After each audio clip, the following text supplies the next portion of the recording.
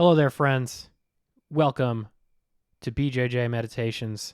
I'm Joe Hannon, your host. This is BJJ Meditations number 29. BJJ Meditations, the podcast that you neither need nor asked for. But here it is anyway.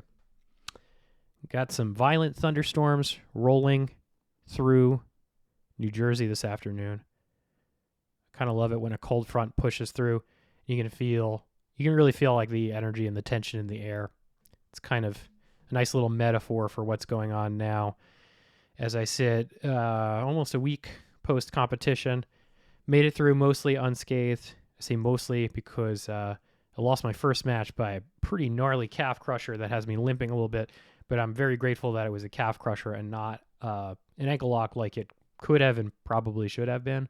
Otherwise, they would be in much worse shape, but just some mild discomfort. But man, talking about that charge, I'm just on fire with jiu-jitsu right now. I'm on fire with my training, and we'll get more into that as the episode progresses. But for now, we'll do what we usually do here at BJJ Meditations. I'll read the essay and then provide the commentary that you neither need nor ask for. This is BJJ Meditation number 29. It's called The Internal Adversary. I just need to move my windows around here so I can actually read it to you. There is more information packed into a 5-minute match than in 5 years of training. But so few of us ever step into the arena. Why? To the observer, there is only one obstacle, and that is the opponent. But the true warriors know that they face an internal and an external adversary, both cunning and treacherous. In many ways, confronting the external adversary is the easier task. This is so often the sole focus of our training. But conquering the internal adversary, or better yet, making him our ally, no one tells you how to do that. That's an intricate puzzle we must solve ourselves.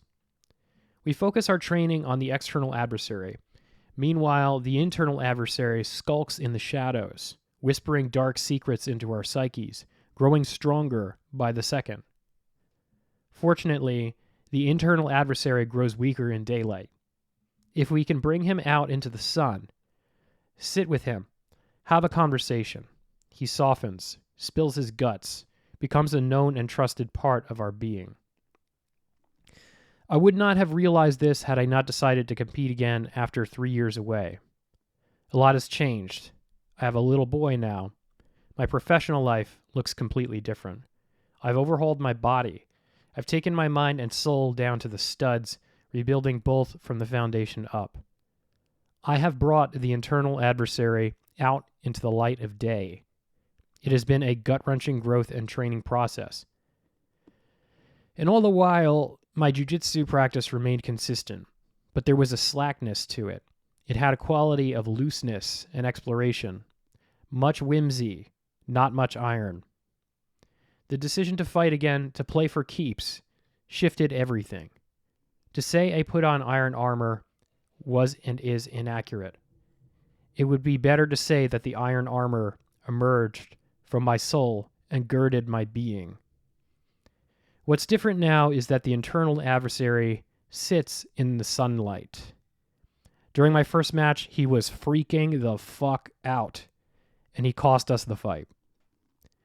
The internal adversary thought it would be a great idea to fight angry, and that deliberate emotional shift came at the price of presence. Defeat by a swift calf crusher, I'm still limping.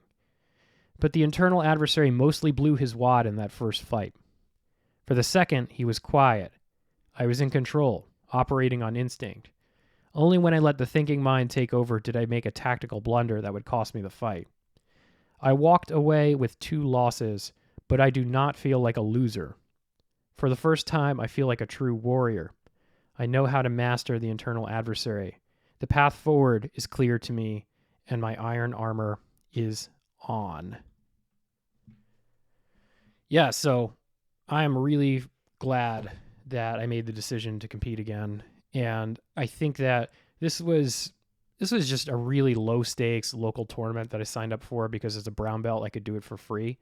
But I think that regardless of the venue, it could have been a higher level IBJJF competition. It could have been this local thing. I think that I kind of would have come through it with the same mindset, even regardless of winning or losing. That bit at the end there about coming through, having lost 2 matches but not feeling like a loser, like I really mean that. Like I've throughout blue belt, whenever I competed at an IBJJF comp, like it was an abject disaster. I remember vividly losing one match by bow and arrow choke at the New York Open and just feeling like a total moron. I remember another situation in which, again, at the New York Open, I had just gotten my purple belt, and I did these 2 local comps, and I cleaned this guy's clock, who like went on to get his brown belt like 2 weeks later. Did another local comp, and I like beat this guy like 12-0 or something like that. And then I went to the New York Open, and I went against one of Marcelo's 4-stripe purple belts, and he basically instantly passed my guard and had me in side control for 6 minutes. And I felt humiliated. I felt embarrassed and unworthy of my rank. I felt like I let my team down. I feel like I let my coach, Emily, down. And we had a long talk afterward, and she said to me over and over and over again, "You did not disappoint me. You did not embarrass yourself. You fought well." And like, I didn't believe it. And I didn't believe it because I was so attached to the outcome. And I guess I'm still attached to the outcome in a lot of ways here, but it's an outcome on an internal scorecard instead of an external scorecard. Like, coming out of this competition, I have such a clear idea of what I need to do, and I'm in the process of formulating how I go about training those things, both with my coach and with my own internal feedback loops. And I'm just, maybe for the first time, truly stoked on the process of sharpening those dull edges. Yeah, it's just a powerful thing. I was just on a call with Josh and Emily relative to our peak performance consulting work, and Josh asked, how I'm feeling, and I said that I mentioned that idea of there being slack and whimsy kind of in my game up until now, whereas I feel like post competition, I'm more playing at my edge, and I'm physically and mentally working on sharpening that edge. I'm wielding it. I'm operating as if I think a true warrior would operate in the classical sense of the word warrior, not necessarily in the modern sense. I'm not a soldier veteran. I never pretend to be. I think ultimately those are the true warriors of our day. I'm talking about something that's more classical and romantic, I suppose. But yeah, now that I've made this decision, especially to do this and to go to Masters Worlds, there's a sense of that armor being on. And that armor is not something that I picked up externally. It's really something that came from within and that I crafted to suit myself. It's a really empowering feeling. I'd say the other major empowering feeling that came out of this whole competition experience is this feeling of ease. Like I mentioned in that first match, I wanted to fight angry. I was reflecting back on my football days, and some of my best games I played angry, and I thought maybe there was something to channeling that emotional state. I've been playing with my training camp prior to this competition, the idea of using whatever emotions were coming up. And I think that might be an effective tactic for a lot of people, but I don't think it works for me. I think it's too easy to focus on the emotion and not focus on what's actually happening in reality. Like, I think that's how ultimately I lost that first match, because 9 times out of 10, so just to kind of explain what happened, I pulled guard on this guy. First of all, I fought. I'm a brown belt. I've been a brown belt for less than a year, and I got thrown into a bracket with black belts, both of whom were 4 years younger than me and about 15 pounds heavier. One of them, I think both of them actually own schools or teach at schools. So these are not just like regular dudes, they were, as they say in the Big Lebowski, these are worthy fucking adversaries. So I knew this guy was a black belt. I knew that if I was going to beat him, I had to immediately get into the deepest parts of my game. And for me, that's been De La Riva, X guard, stuff like that. So I pulled guard, immediately swept this guy, and was coming up on the sweep. And as he was falling, I don't know if he legitimately got swept or just conceded the sweep and wanted to end the match quickly. But as he was descending, he took the ankle lock grip. And I didn't even see it or feel it or notice it until it was on. And in normal training scenarios, that's not a grip that I would ignore under any circumstances. And here I ignored it to the last second. And I chalk that up to this attempt to funnel the emotion, and that resulting in an over fixation on the emotion and not what was actually going on in the match. So lesson learned, right? Like that's something that I could have and was doing for weeks going into this competition, and it seemed to be effective, but it did not hold up under the pressure test of the fight. And that's the beauty of having a feedback loop like competition. It immediately reveals where the deficiencies are. It gives you 5 years of information in 5 minutes. So got that out of my system, lost in about 30 seconds, but again, was not embarrassed, was not down on myself. If anything, it allowed me to relax. It felt like I knocked the rust off in that first match. And then the second match, I went into it with this real feeling of ease and peace. And I was still very much caught up in the emotion and the fear and the anxiety of what I was feeling as the moment neared where I would step onto the match and fight. But I was able to kind of hold that at arm's length and just be present to it and really focus on fighting my fight. And there were some other interesting things that emerged in that match, but really it was a long battle from the feet. I ended up pulling guard, ended up in close guard, which was the one place I did not want to be.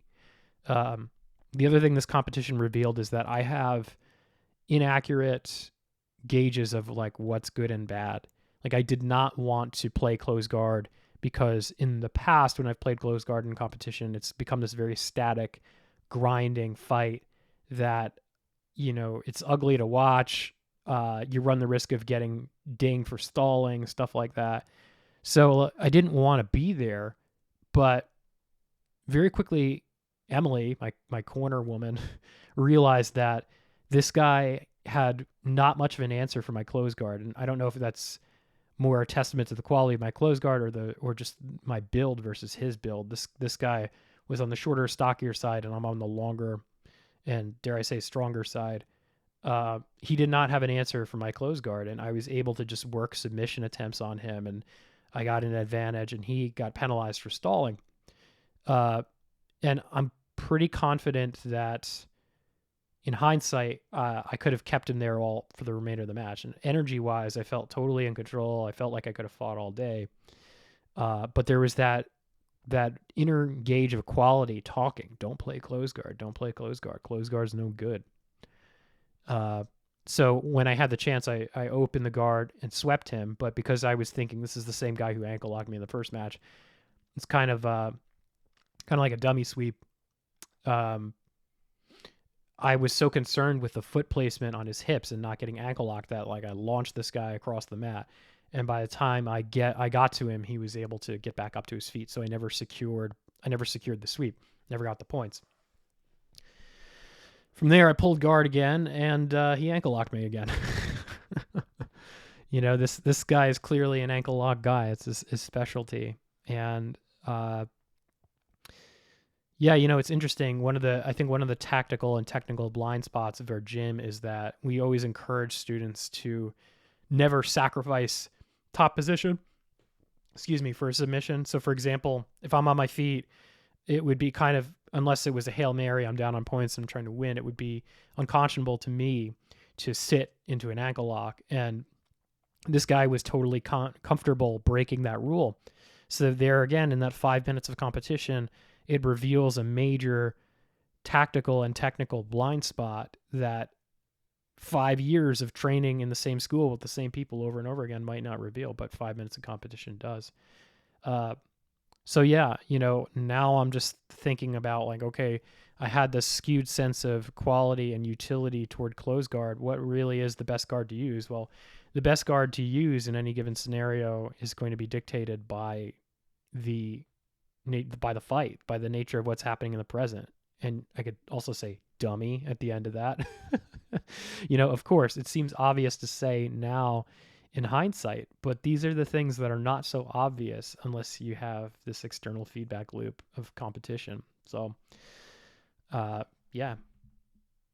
Now, at the very least, there's this sense of ease that's emerged, and I look ahead to something like Masters Worlds, and of course I'm going to have butterflies. I'm going to be nervous about fighting in that big arena in Las Vegas, but I know that when I'm on the mat, if I just relax, like I relaxed in that second fight, and use my training to the fullest ability, I know I'm going to be fine. And I suppose the other idea that's worth reflecting on a bit here in this meditation is this emergence of iron. Fantastic book by the poet called Iron John. I don't know if I've ever talked about Iron John on this podcast, but it's a book essentially about the mythopoetic aspects of the male psyche. And I don't think you necessarily have to be a biological male to appreciate this book or to appreciate these ideas, because we all have masculine and feminine aspects to our personalities. So if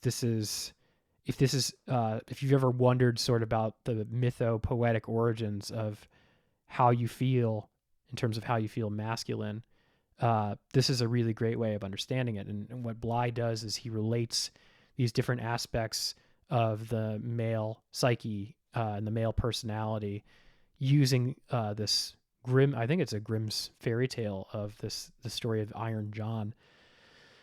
And iron, for various reasons I'm not going to get into, is very intentional. Like there's a very good reason why John, this mythic wild man, is the color of iron.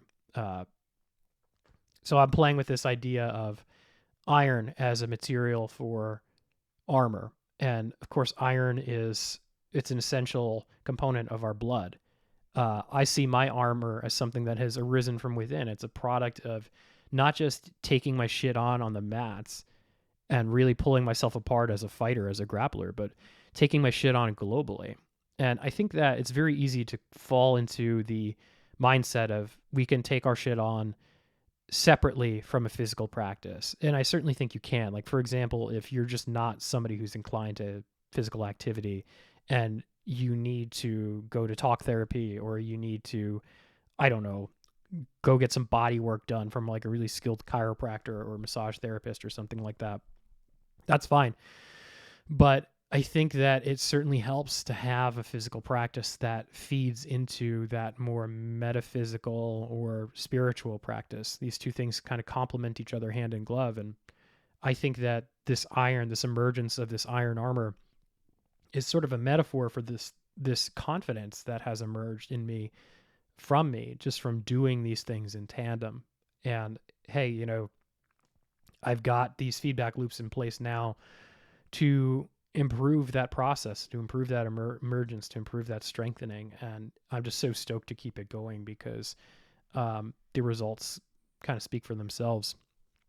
So when I reflect on this past week and this competition and this journey so far, it's very easy to just kind of, there's a part of me that can just kind of compartmentalize it and put it away and say, yeah, it was just some dumb local competition and you lost 2 matches.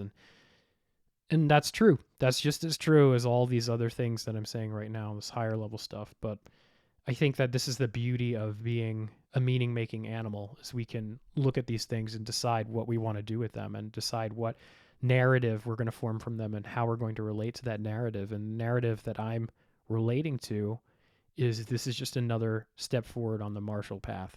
This is just another step forward on my journey toward that black belt and beyond, because truthfully, it doesn't stop there, right? And so much of that journey is going to look like stronger, more precise feedback loops that are internal as well as external, working more closely with my coach, with my teammates, really taking more ownership of my jiu-jitsu, more deliberate practice, so more intensely focused training sessions, Live training, hugely important. Don't get me wrong, but I know what I need to do to win at Masters Worlds now, and I'm going to really dial in on those aspects of my game in a laser-like way. And then ultimately, more joy and ease. Like Emily said something to me prior to this fight. She said, remember what brought you here. I believe I talked about this last week. If I didn't, in case I didn't, this idea of, what brought you to jiu-jitsu in the first place. And it's ultimately for me an artistic expression. It's just like picking up and playing one of these guitars or writing something for you or writing a piece of fiction or whatever. I relate to jiu-jitsu no differently than I relate to any of those things that I met. And, when I'm playing my guitar, when I'm writing a story, I'm fully immersed in those things. I'm fully immersed, and I might be moved by whatever the tone of the story is or the tone of the song is, but ultimately I'm present to that tone. It's moving through me. And jiu-jitsu, especially competition level jiu-jitsu, should be and can be, I believe, no different, especially if we train it with intention. So that's where I'm going, and I hope you'll come along with me as I go there. Yeah, that's about all I have to say for this week's BJJ meditation. Liz, I don't know what you go by. I saw you send me some extremely thoughtful messages that I have yet to respond to. I will. I just haven't had the time to give them the attention that they deserve. But thank you for reaching out, and I will respond once I get my first quiet minute. Thank you all for listening. Thank you all for your support. I should say, again, if you want to support BJJ Meditations, it's always going to be free. Or you can go on Mirror and purchase one of these essays for like $15. It's a great way to offset some of the production costs of the show or just to show your appreciation. But again, no need to do that if you don't want to. The other thing you can do is like, subscribe, review, share on whatever platforms you listen to it. The podcast is available everywhere there are podcasts. And of course, we're on YouTube. Yeah. It's interesting to see who watches versus who listens. There's still more people listening, but it seems like the YouTube audience is really engaged, which is cool. My man Patrick, constantly commenting, wishing me good luck for the competition. Appreciate, man. I don't know where you are out there in the world, but if you ever find yourself in New Jersey, definitely come through. Of course, you can follow on Instagram, BJJ_meditations. You can work with me if you want to in the peak performance space. We can talk about how we might use jiu-jitsu to improve your performance across the board, whether that's professionally, interpersonally, whatever. All these things, the boundaries between them are kind of, I don't know.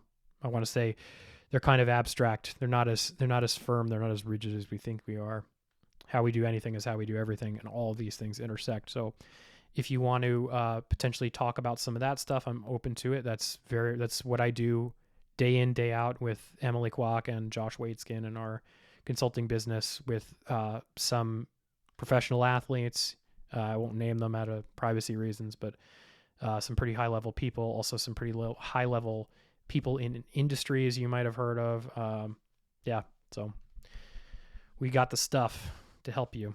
Of course, if you enjoy my writing, you can always read me on Substack.